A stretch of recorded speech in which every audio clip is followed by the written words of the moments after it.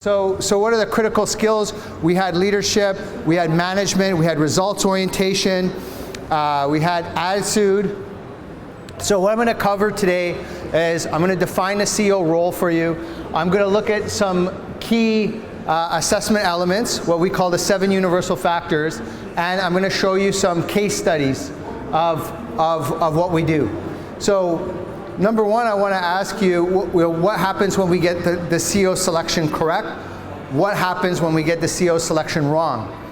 Obviously, I didn't want to pick on Abraj, but we all know the Abraj story, and probably it's not limited to the Middle East. Of course, everywhere you go, you have CEOs that have dropped the ball. Everybody loses their job. Is this the worst thing that happens when we make a mistake with a CEO selection? Yes, that's the worst. How many people think this is the worst thing that can happen? What's the worst thing that can happen? This is what the worst thing that happens looks like. This is Detroit, 1970s, 80s. It was a breadbasket of America. One of the highest productivity rates. All the great songs. They had a thriving music industry. They had a thriving automotive industry. They had a thriving manufacturing sector. Today, it was responsible for the largest municipal bankruptcy in the history of the United States. This is what happens when you have bad leadership. It's not just about the company. It's about your society. It's about your community. Take another example, Dubai.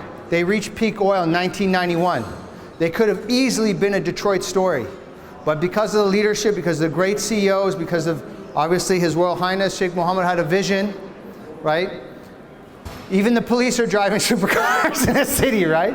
And so when you actually select wrong, not only are you damaging your company, you're damaging your community.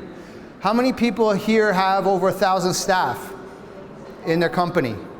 You have over 1,000 staff. So you have over 1,000 staff. At least in North American culture, you have at least 4 people there. You have the worker plus the 3 dependents, wife and 2 kids. In the Middle Eastern culture, you have more than 2 kids, obviously. So you're looking at 6,000, 10,000, 15,000 people in your community that are going to be in trouble if we make a mistake in the selection. So I just want to be clear that it's the ability of the corporations and the companies within a society to generate profit and create GDP that allows us to create great communities and societies. Does anyone disagree with that statement? We're in agreement here? Because you can go ahead and attack me. It's interactive. So this is the most important job. And so this is what we're dealing with. We want to make sure that we get the CEO selection correct. Now, this was the definition of the CEO role, because sometimes when I go into the assessment, people get into it. But at the bottom line, you want the person to deliver net profit growth. I think we can all agree with that. If the company's not delivering net profit, what happens? You sack the CEO, right? So we'll go with that. So these are the 7 factors. Number 1 factor that you want to assess for, in my opinion, based on 36, my dad started our company in 1984, so 36 years. Number 1 is vision. Okay, strategy, leadership, management, you guys got those ones. Financial literacy, you got that. Results, I think, as well. So when you look at your assessments, how many people actually agree with this statement? So for me, vision is number 1. How many people agree with this statement? You agree with it? Okay. Most people feel skills, competencies, experience. If I have more skill and experience, I'm going to outperform you. So what's your name, sir? Julian. Shuja. So Shuja, here, I have more experience and skills than him, but he has a vision. Who are you going to bet on? So a lot of people would say that I have an advantage. I have more money, I have better education, I have better skills. So let's look at this. And when you start applying this principle, this is going to affect your career. This is something you're going to walk away from, and immediately it's going to change your career. Say, these are universal principles. You're going to see them everywhere. Say I want to be the number 1 tennis coach in the world. I want to start coaching these people. Anybody like Serena Williams here? Any fans? Serena Williams? No? All right, couple Serena Williams fans. Say I want to coach her. What experience, skills do I need? What? Obviously, what would you guys say that I would have had at least have played professional tennis before? No? No? You think that you're going to coach a professional tennis player without playing professional tennis? No, you would have at least, work with me people here, like as a baseline, you would need to have played professional tennis. Would you have to win a championship before? How many championships would you have to win? So she say, thank you for the participation, I appreciate it. It's appreciated. You say yes, okay. You would have had to win a championship, you would think. Who's the greatest tennis coach in the world? Anyone know? Not a lot of tennis. I should have probably done football. Probably should have done football in hindsight. Okay, so he helped shape the careers of this. This is a real person. Okay, how long did he play professional tennis before he became the world's greatest tennis coach? Take a guess. Huh? Maybe None? That's why I can't hear you. none or possibly his whole life. His whole life. Yeah. Or none. You said none or his whole life, so you're banking on everything, huh? Possibly. He either played none or he played his whole life or anything in between. It's a very strategic guy, so you're gonna get on the strategic piece, right? Anyone know this guy? This is Nick Boleteri. He's created more tennis champions than anyone on the planet, is a fact. This guy never played pro tennis a day in his life, and he's a dropout. But he had a vision. When he started they had actual tennis pros started their tennis school. He said, I'm gonna create more champions than anyone else in the world. And he did, not based on skill or experience. Now you say, oh Shane, he's an anomaly. Let's look at the anomaly. Let's take a couple more examples. Let's say, for example, I wanna start a hamburger restaurant, and I wanna be the #1 hamburger restaurant in the world. What do I need? What would I need? There's a picture to help you guys out. It's not a trick question. What's that? Beef? We need beef, right? You would say, I need good beef. I'm trying to help you here. I'm just, what else would you need? Good buns, right? Good buns are always good. So you have good buns. You have good French fries maybe. Five Guys, they throw the fries in, right? They have good French fries. McDonald's French fries, you can't stop eating them, right? So if I had a big hamburger, that would make me the best in the world. That would make me #1 in the world. Anyone know what the #1 hamburger in the world is? That's what the #1 hamburger in the world looks like, folks. It's not the best beef. Anyone think that's a Big Mac? Okay? Look at this beef, it's nothing. It's like, why is a Big Mac called a Big Mac? It's not a Big Mac. It's not the best burger. It's not the best material. It's not the highest quality ingredients. But more importantly, they are #1. They do 69 million people a day eat. That's like 7, everybody in the UAE eats there 7 times in one day. That's how many people eat. But what's more important is who made the success. The McDonald's brothers, they had this restaurant for 14 years and it was going nowhere. Who made McDonald's take off? You know this, Ray Kroc, right? Ray Kroc did not know how to make hamburgers. Ray Kroc had no restaurant experience. Ray Kroc didn't have any skills. What did Ray Kroc have? The vision, there we go. So, as you start to blow this away, you say, how am I gonna manage my career? This one I gave it away. Obviously, I was driving down Sheikh Zayed Road. I had a bad day. You have that. What happens when you have a bad day? You want to have Kentucky Fried Chicken, comfort food, makes you feel better. So I pull over, I go into the KFC, and I'm sitting at KFC, chairs are all over the place. There's, the grease, because they fry so much, is like literally dripping off the walls. I'm sitting down and I'm like, my God, man, this place is a mess. And I take this little piece of chicken, it's not that big. It's not the biggest chicken. We agree we can get better fried chicken. I bite into it and it hits me. This is the best chicken in the world. This is the highest selling chicken in the world. It's the second most successful restaurant in the world after McDonald's. Is it the highest quality chicken? No. Is it? So when you start managing your career, this is mind-blowing. This is mind-blowing because all of a sudden, you don't have to be good to be #1 in the world. I just showed you three clear examples. Not convinced? Let me give you one more. Let's say these are actually good singers, depending on what your taste is, of course. So, say I want to be a singer. I want to be number one. You're going to say, obviously, Shane, what skills do I need? You say, Shane, can you sing? Be like, of course I can. And you'll be like, no, you cannot. Go back to headhunting. It'd be much better for you, right? I say, well, maybe he plays a musical instrument. I say, no, I don't play a musical instrument, but I'm going to be number one in the world. You guys think I could do it? I don't think so. But who did that? Right? Greatest pop singer in Asian. First artist to break 1 billion views on YouTube. I realize now if you do this with Gen Z, they don't know who this guy is. Like that's how fast time is. It's like, I'm kind of dated, but I know there's a couple people out here who still watch the original Rocky movie. That's nobody knows who it is? Come on, man. This is Gangnam Style.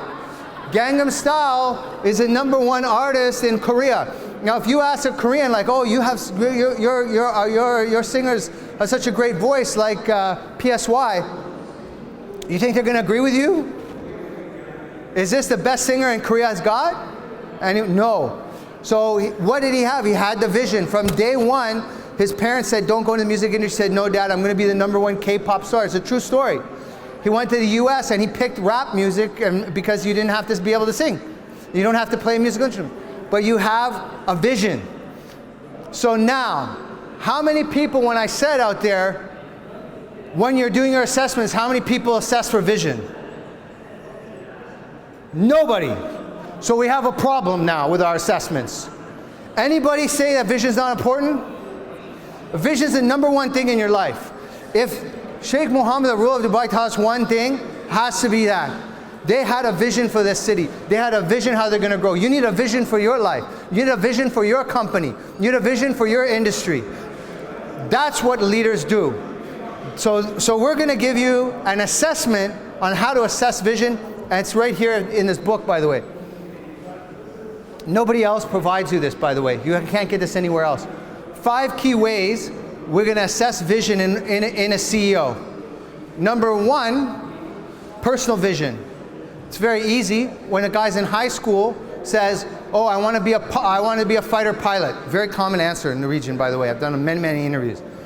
Some people go forward and actually become pilots, or they go into the Air Force and then they quit. Other people never try. So did you have a personal vision for yourself? Professional vision is like, how do you develop your career? So guy says, I'm going to become a lawyer, I'm going to go into law, I'm going to study corporate law, and they start to have a clear development program of how they're going to get their qualifications, how they're going to build their capabilities. Number 3, industry vision. This should be very simple. Like, where is your industry going? What are the disruptions that are going to happen? And how is the industry going to change? The next one is organizational vision. If your CEO doesn't have a vision for your organization, you need to disqualify them. Very simple question. Where is your organization today in terms of revenue, net profit, staff size, assets? And where is it going to be in 2025 or 2030? Can't answer the question? Thank you, yalla bye. Next.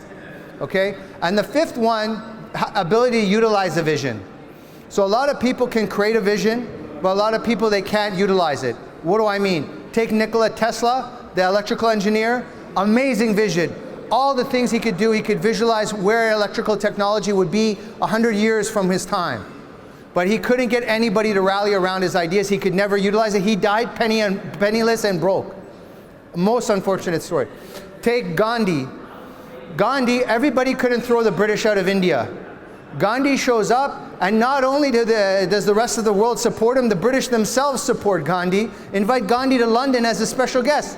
He even gets his enemies to buy into his vision. So this is the ability to utilize. And these are the questions that we want to ask. Does anyone have any questions about this?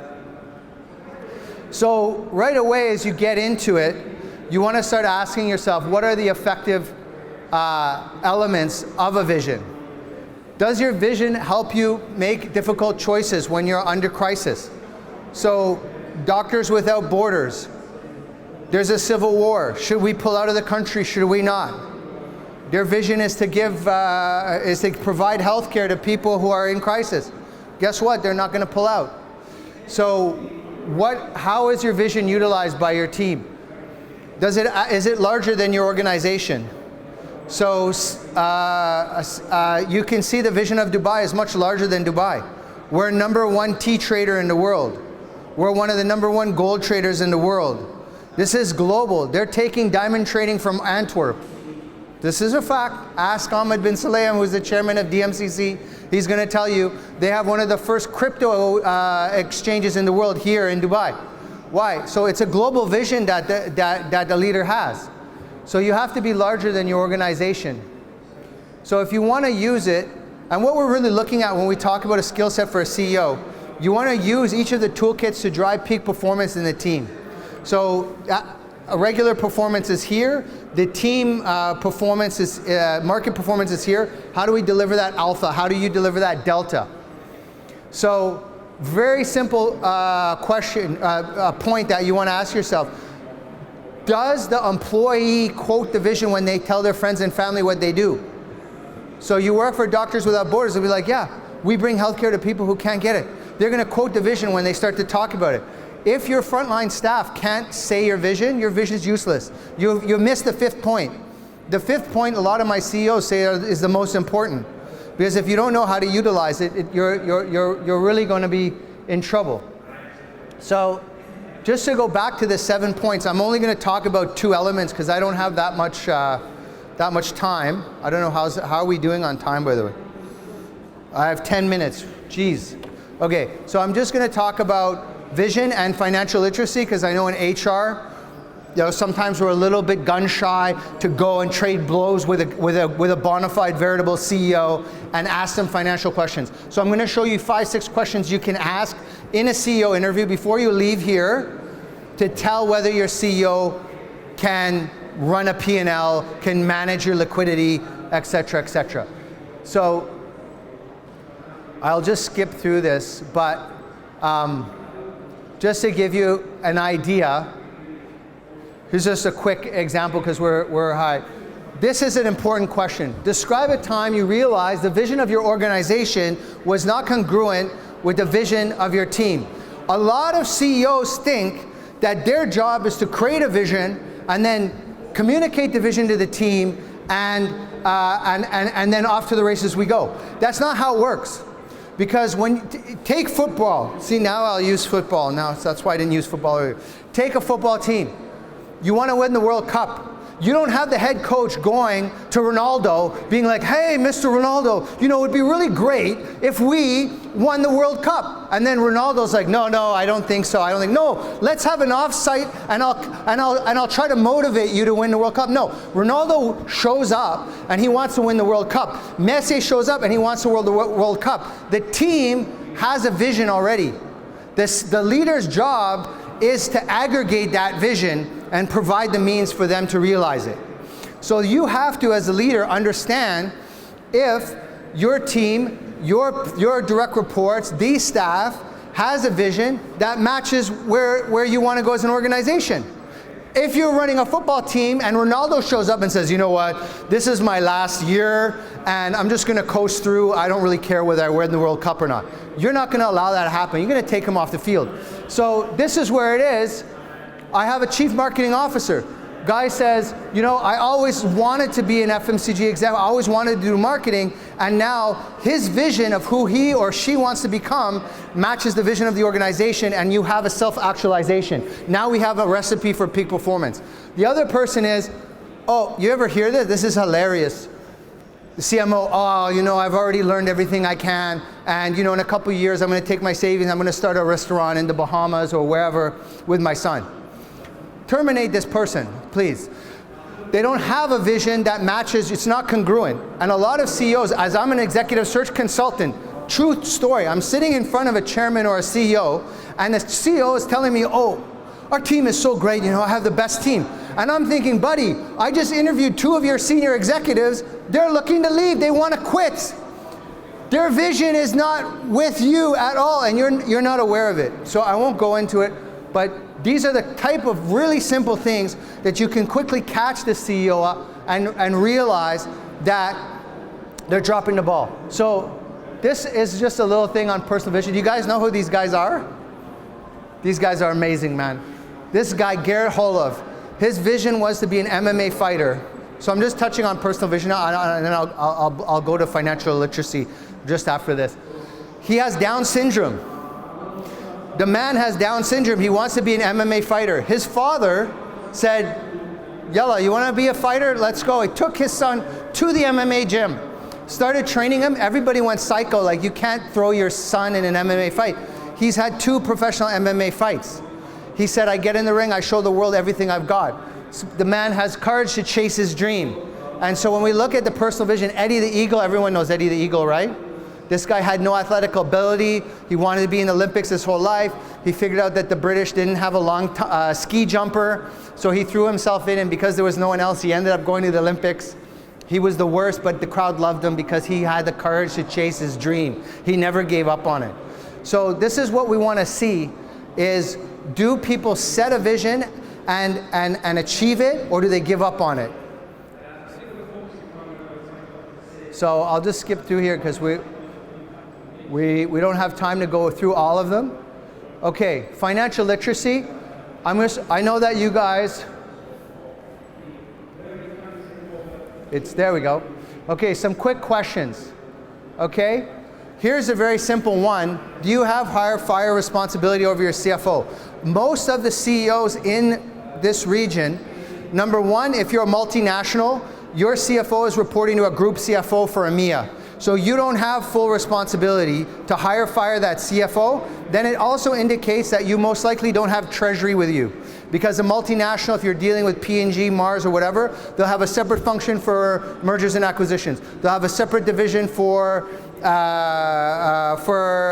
treasury. They'll have a separate division for corporate finance. So all of a sudden, the guy's only CFO by title. You don't have a real CFO. You're not a real CEO, because now you don't have the accountability to make the calls, to change the gearing, to buy and sell assets. You don't make those calls.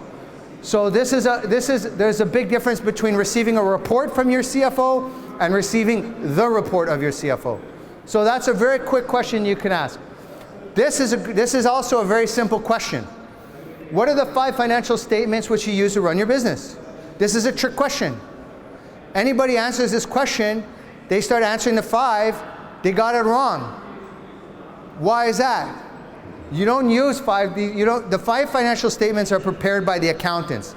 If you're a CEO, by law, you have to sign off on those financial statements. If you're fully accountable, as a CEO should be, for your P&L.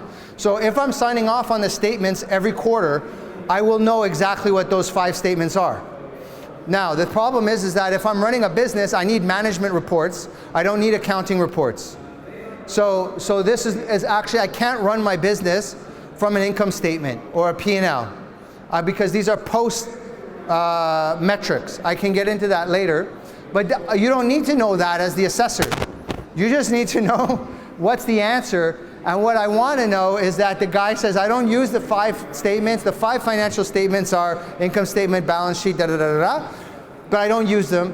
I have custom made with my CFO my own financial metrics. Okay, and I'll show you examples of those. And then you want to ask them, what are the metrics you use?